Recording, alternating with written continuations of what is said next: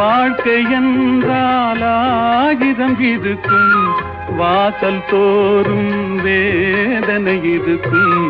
வந்த துன்பம் எதுவென்றாலும் வாடி நின்றால் ஓடுவதில்லை, வாடி நின்றால் ஓடுவதில்லை.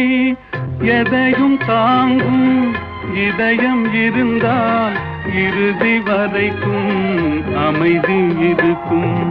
மயக்கமா கலக்கமா, மனதிலே குழப்பமா, வாழ்க்கையில் நடுக்கமா.